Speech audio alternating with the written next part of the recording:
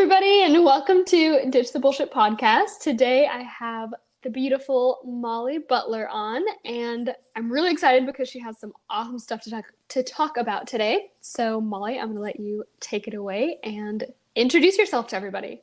Hi. Thanks for having me. It's really exciting.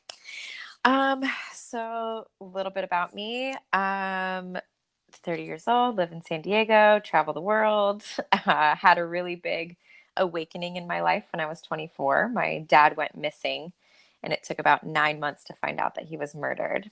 And it kind of flipped my life upside down. And literally since then, I have just been on a mission to create the kind of life that I want to create instead of the one that we're told to. And just really come to a place of like loving and accepting myself so that I can be the best version of myself and share that with the world and inspire other people to do the same. And yeah, it's just been a really fun journey. I absolutely love that, and you can tell just how much you've grown since that, obviously. Like, Mm-hmm. just how much, like you said, self-love and self-growth and everything that you've gone through Yeah. between that point and now in order to get where you are and be such a ball of light that you are. Thanks. Yeah, it's been a Definitely. lot of hard work and so rewarding. Just the best. Definitely. Yeah. So Molly and I actually got connected from Caitlin. If you guys heard her episode, like 6 or 7 episodes back, that is how Molly and I kind of got connected. And we both travel a lot. So we've been bouncing all over the place and finally got to where we could have this conversation. So, Woo! yes.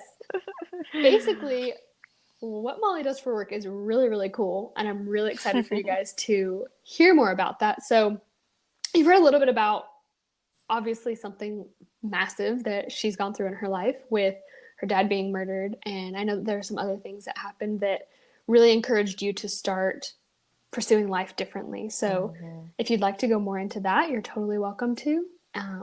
As far as like relationships and different things that happened to Mm. help you really recognize like the importance of creating the life that you want to have instead of the Mm. life that we're told to have. So yeah, what Yes. do you want to share there? This is my favorite thing to talk about. So yeah, my two biggest I don't know, initiators for this lifestyle that I live was one of them being the thing that happened to my dad. But a few years prior, I found myself for the umpteenth time trying to break up with this boyfriend. It was just a really toxic relationship. It was not good. Tried breaking up 100 times and just kept getting back together. And after a conversation with my dad, he was still alive at the time, just kind of realized that I was like creating the pattern for myself. Like I was looking at myself as a victim, as like, oh, well, he talks me into it and he's doing all these things and everything is his fault. And, my dad is kind of like the ditch the bullshit guy himself. And he's like, hey, like you're actually creating this. You're choosing it. You're creating it. It was really humbling to hear that. And it was also amazing because I finally was able to break up with the guy, and I really dove deep into why am I creating this and how am I creating this? Because I didn't even know that that was an option. And I just started taking a really deep look at myself and thinking, um, what I realized was that I really truly didn't believe on a core level that I was worthy of love. And I thought that I did consciously. I was like, oh yeah, like I know I'm great and I deserve all the best and whatever, but I found there was like subconsciously, which runs most of our mind anyways, subconsciously, I really didn't think that I was worthy of love. So I took a look at that and I was like, I could either brush this under the carpet, which would be so much easier, and just be in subpar relationships and try to make them the best that I can, or I can do the really, really hard, yucky, grueling work and go into these stories and figure out why I started to believe that from the get-go, and how to start reprogramming that. And that, in combination with my dad dying, it was like everything that I knew about myself got flipped upside down within 2 years. So it was like, the first part of the relationship stuff of like having the identity of being a perfect girlfriend and always being able to make it work and love comes first. All of that got flipped upside down. And then when my dad died, I was a hairstylist at the time, and I didn't want to do hair anymore, and I was no longer Chuck Butler's daughter anymore, and like literally everything I knew about myself just flew out the window. So it was, fortunately unfortunate that the timing of everything and how drastic everything was, it was like a perfect clean slate to just really get into the nitty gritty and like, all right, what do I want to create for myself now? And, the first mistake that we make, I think, is scrolling on Instagram and scrolling on Facebook and looking at the beautiful little picture that everyone else paints for their life and be like, I want that thing. And getting to know people who had really big online presences and realized that they didn't actually really love their life either. I was like, okay, there's something more here. It's not just what you think. It's not just what other people see. Like there is something deeper. And so, yeah, I just kind of I started doing all different kinds of things. I would start to like look at myself in the mirror and try to say that I love you to myself. And it was like the weirdest. I had heard it before and I was like, this is weird. I can do that. And I went and like, I almost started crying because like I didn't really believe it. And I started doing things like inner child work, like talking to different parts of myself as if I was a little kid. Like, do I still treat myself the same way if I thought that a 4-year-old Molly was saying this thing instead of a 24-year-old Molly saying this thing? And it was huge. Like the things that I started finding, even just like in journaling and going back and reading what I wrote, I'm like, wow, do I really think that? Like, and just catching all the ways that I talk to myself, the way that I think about myself, the way that I'm letting others treat me, the way that when I'm not feeling good, the way that I naturally treat others. And yeah, I just went down this really deep path of like, there's got to be something better. And I need to figure this out. I need to figure this out right now. And yeah, I've just been on that journey ever since. And I don't think it's ever going to be a final destination of like, I finally love myself and I finally take care of myself. It's like, no, I do those things and I'm constantly upgrading that. And I'm constantly having to remind myself of my practices and of my tools and of my, the work that I've already done. And yeah, it's led me to live the most epic life ever imaginable. And it just keeps getting better. That is incredible. I love that. What do you think? I know you talked a bit about like journaling and doing the inner child work. What do you think was the most helpful for you in like starting that whole transition of like, okay, I'm a hairstylist right now. This is what I'm doing. All of this just happened in my life. What do I want to do out of that? Because I know a lot of people would just get kind of like paralyzed in that fear and just Yeah. stay and be like, this is at least comfortable because it's what I know, even though everything outside of me is going chaotic right now. So what was the kind of like maybe first step or first couple of steps that helped you like step out of that? Great question. Yeah, the first thing for me was actually I was suicidal for about 4 months when my dad first went missing. Like I was super, super depressed. I didn't want to get off the couch. I literally had to keep my TV on 24/7 because I was too scared of what my mind would let me think when the TV's off. And I got to a point of like suicide. I was actually contemplating how I was going to kill myself. And I felt stuck even in that because since my dad had just died, or we didn't know what happened to him at that point, my mom, my brother, and my sister, they like relied on me to relay information, to like keep everybody sane and, all the things. And so I knew that if I killed myself, that it would be even harder on my family. So I felt really stuck in that. So I actually, instead of trying to kill myself, I tried to find another extreme. And ironically enough, it was yoga and meditation that got me out of it.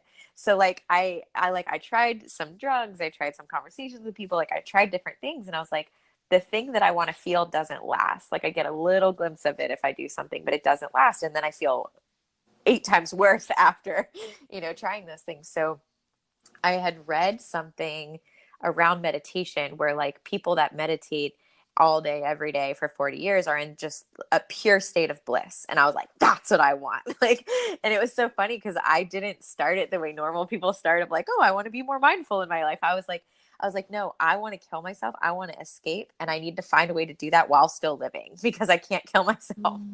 So I was trying to literally find an escape through meditation and yoga. I've heard, oh, when I get on my mat, I'm connected to something different. I'm like, cool, I want to connect to something different.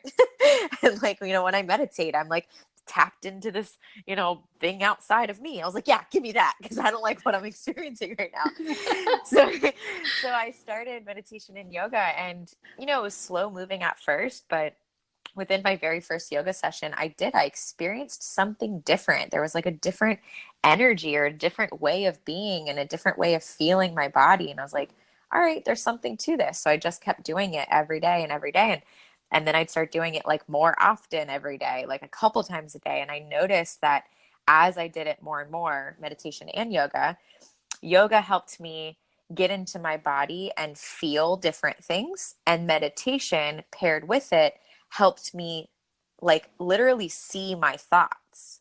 Like I would Mm. think and I would go crazy, but the meditation was like, it was just a time to just watch the thoughts go by instead of going into the thoughts and what they mean and how to fix them. I was just like, huh, I want to kill myself today. That's cool. I'm like, oh, I want a turkey sandwich. That's cool. Oh, I really am mad at my mom. That's cool. And like, I didn't attach to any of it, through the practice. So like simultaneously, both of those things started helping me just become more aware. I'm like, wow, I think really badly about myself and I don't treat myself very well. And I don't get into my body that often and appreciate this vessel that's like letting me live the life I want to live. And yeah, so that was like the first initial things, like getting into both of those, realizing how important it is of like our thoughts about ourselves and what we're thinking about life and how we're moving our body and taking care of ourselves. I was like, okay, there's something to this for sure. That is massive. Oh my goodness. I feel like I'm just starting to really dive more into that in the last year or two and realizing just Mm, how disconnected most of us are from yeah, our bodies. yeah, because Yeah, we're not even taught through, that. yeah, yeah. Yeah. It's just interesting how like our culture just doesn't teach us to be connected with that at all. Yeah. We're taught to rely on other people to figure out what's going on in our body or what's Yep. going on in our mind and not take responsibility. Kind of like you Yep. said, your dad said, like, no, that's you. It's you Yep. doing this. It's not somebody else. So yeah, that's awesome that you came across yoga and meditation, that you were able to jump into that. Yeah. So I would love to know what kind of helped you bridge that gap between when you were at that point, when you were just starting out, learning about yoga and meditation, to, I guess, what it is that you're doing now. Yeah, so as I started getting more into my body and getting more a hold of my thoughts and like really, really, really loving and taking care of myself, some really interesting things just started happening in life. I said, like, there's just crazy synchronicities. Like, I would start thinking about something or dreaming about something, and then I would meet a person that like thought or dreamt about the same thing. Or I would say, oh, hey, I really want to do this thing. And then within a week, I would, come up with an opportunity to actually do that thing. And it just kept snowballing, the synchronicities and the ways things were like lining up in my life. Like I would You're question it. very connected. Yeah, yeah, super connected. And I was questioning it a lot because I'm like, how is this happening right now? Like what's going on?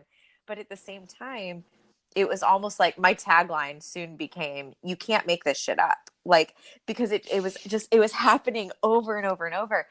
And so, yeah, once I started to become so connected, then I naturally started meeting more people who did like kind of energy work type stuff or just like different healing modalities and really started taking care of themselves. And in more and more conversations, it was almost like I started to remember more of myself.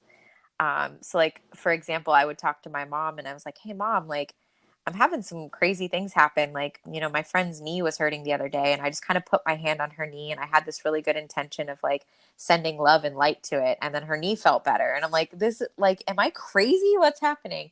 And my mom just like so casually, this is like not even her jam. She's not into like big energetic stuff. She believes in it, but doesn't play in it too much. And she just looks at me dead in the face and she goes, oh yeah, when you were 3 years old, you would walk around and lay hands on people all the time and heal them. And I'm like, what? Like I had no idea, but I started talking to more and more people that did energy healing and different like weird woo woo type things and realizing I have a gift for it.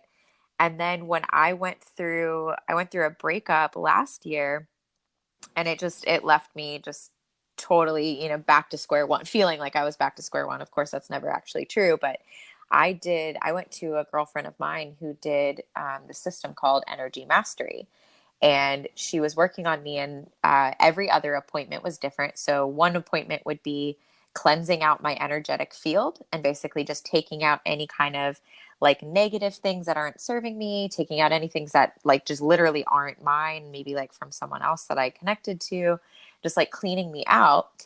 And then the other part of it was helping me reprogram subconscious thought patterns, which we all know by now is my jam. I loved it. And I went to her a few times a week for 3 months. And by the end of the 3 months, I swear to God, I was a different person entirely. And throughout the system, I was like, I want to know what this is. Like, what are you doing to me and how is it working so well? And she's like, I knew you were going to ask, and there just happens to be a training. So if you want to get trained in it, I was like, heck yeah, sign me up. So I went to the training and I spent, 4 solid days learning the ins and outs of all this stuff. So it's something that I help other people do now. Don't really advertise it too much because, still a little on the weird energetic world side. But yeah, now I help people keep their energy really clean. I'm constantly talking about energetic hygiene. Like we're taught to get up and brush our teeth and take a shower, but we're not taught to clean out our own energetic field that's getting dumped on every single day. So I'm constantly, teaching people how to keep their energy clean and keep themselves kind of like protected and separated from other people's stuff, because we're all empaths, whether we know it or not. We're all empathic beings, and we got to keep ourselves clean to keep ourselves healthy and being able to help others and come from a more of like a filled up cup giving than instead of like being depleted and trying to give. Yeah, it's something I do for myself all the time. It's something I help other people do now. And it's just really fun. It's weird. It's awesome. And it works. Yeah, that sounds really, really incredible. So is this something that I guess like people do? Because I know that you live near LA, so that's probably a big area where I feel like things like this are very accepted and very like big. Totally. So with all of your travels, have you found that this is something people know about like maybe in different communities, or is it something that's kind of more concentrated to just these bigger areas like that? I think the knowledge and the experience is a lot more well known in San Diego where I'm from, but it's definitely accepted in other parts of the world. Like, I don't think people know about it, but the second you start talking about it, they can feel like the truth and the resonance. And pretty much every place that I've gone to, whether it's a different country, a different city, whatever, people are constantly asking me like, oh, hey, can you cleanse me? Like, they just know, like, that's just something that they want. And every single time, whether it's their first time playing with energy or they've done it a billion times, they feel something. They feel something different. They're like, I don't know what you just did to me, but I feel calmer. I feel clearer. I feel more relaxed. I feel like I'm not worried about that thing that I was worried about before you started working on me. Like, I don't know what you just did, but like, it feels really good and I want more of that. So it's wild. Like, I was really shy about talking about any energy work for the longest time because I knew it was seen as weird. And luckily I do live in a community where it is more commonly talked about. And now I'm at a point where I'm just like, listen, this is what I do. This works. If you like it, awesome. If you don't, have a nice day. Like, I don't really care anymore. So it's a lot easier to talk about it. And like, if you think this is weird, cool, let's talk about something else. If you think it's awesome, cool, let's do it. But yeah, it's pretty much accepted everywhere because it's just something. If I'm coming from a clean place and I'm talking about it or I'm doing a cleansing on someone, like, you just can't not feel it. Like, it's just not possible. That is so interesting. I find it really, really fascinating because I feel like I don't know, I guess I wouldn't call myself like a newbie to the energetic world now, but I've definitely been learning a lot about it in the last couple of years, and this is something I haven't heard about before that I'm just very, very drawn to. I'm like, this sounds amazing. Yeah. So I guess my next question for you is, do you think that this is something that would be helpful for basically anybody at any point in their life, or is it more something that's helpful for a specific kind of person? Like, how would people know if is it just that energy of like, oh, I'm drawn to this, I'm curious. Like, that's how you know that this is for you? Yeah. Yeah, I definitely say that kind of is like my rule of thumb for life is if you are drawn to something, it is for you, period. But besides that, this work literally is like, if you're a human, it's for you. And like, it's funny, like I felt weird saying that before too, because I'm like, no, I don't want everybody to think that they have to come to me. And I don't think anyone has to come to me. No one has to do the work. But I do find it beneficial no matter what you do, who you are, how old you are, what kind of like, ailments you have going on. Like, it doesn't matter. There's always some kind of benefit.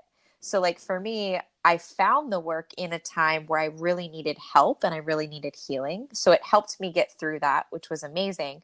But still to this day, that was almost a year ago. And still to this day, I get a session a week on myself. Like, I cleanse myself every single day, and then I pay someone else to do a full sweep on me once a week, because it's kind of just like taking a shower. Like when you wake up in the morning, you're not necessarily dirty, but you want to take a shower to get you energized for your day.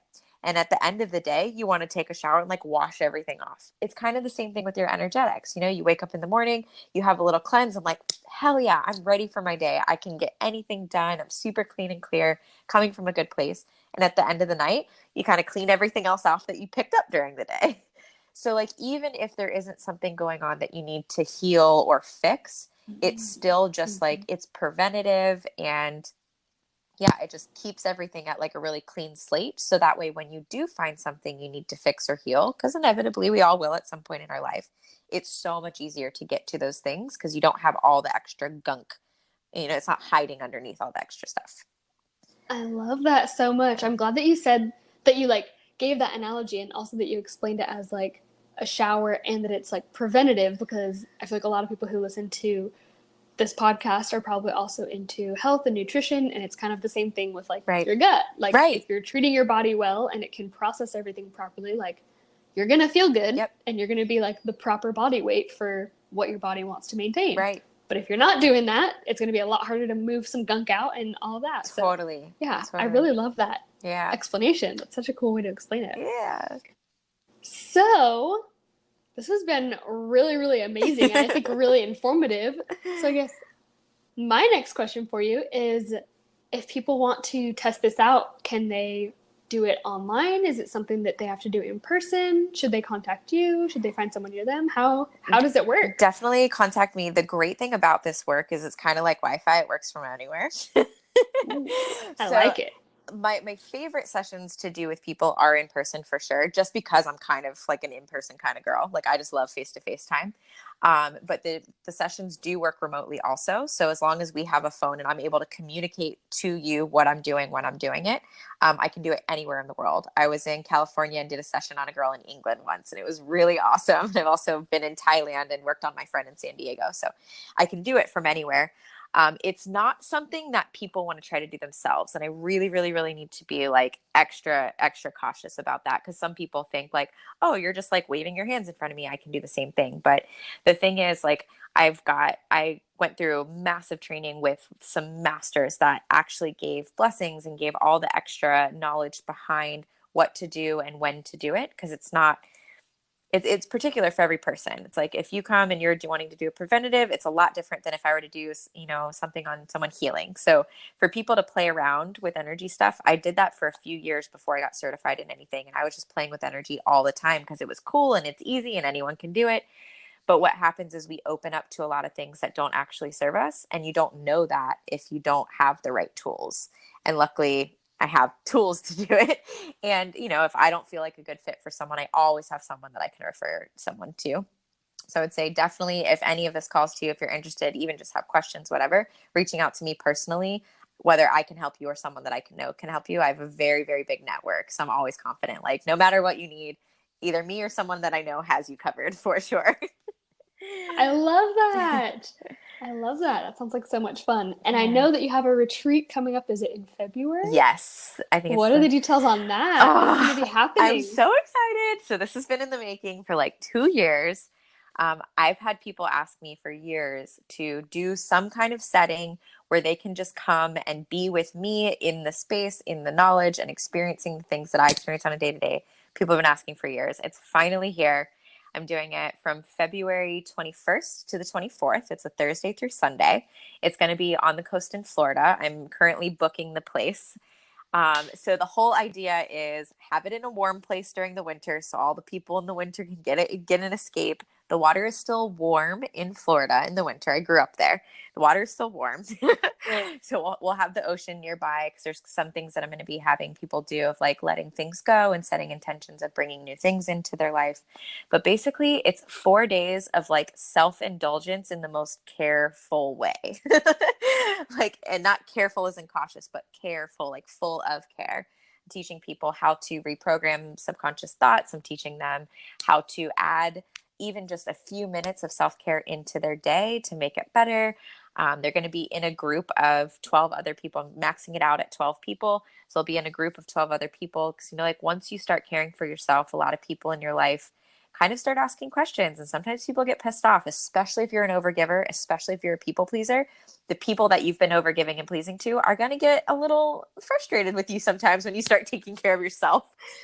So having a community to support you in that, and a community of other people that are really, really determined to do the same thing for themselves and hold you accountable and in love and support in that. It's just the whole shebang. We're going to have private chefs. We're going to have massages. We're going to have all different kinds of things to pamper yourself and to really, really go deep into how do you love and care for yourself, and how can we make that even better? And it's not people who only have bad lives and want to make it good. Like, even if you have a good life, like, let's make it even better. Like, what can we do to make it even better? So yeah, it's going to be so much fun. I'm so excited. I'm so excited for you. I can see how you just like lit up when I asked about that. You're like, oh, I get to talk about my favorite thing. It's about to happen. That sounds so incredible. Awesome. Well, I will definitely leave info for all of that down in the show notes. Perfect. And yeah, I guess that's everything for today. So thank you so, so much for taking this time with me. And I cannot wait to hear what everyone thinks of this, because I think they're going to absolutely love it. Thank you. It was amazing. This was so fun. Thanks so much for having me. I love this.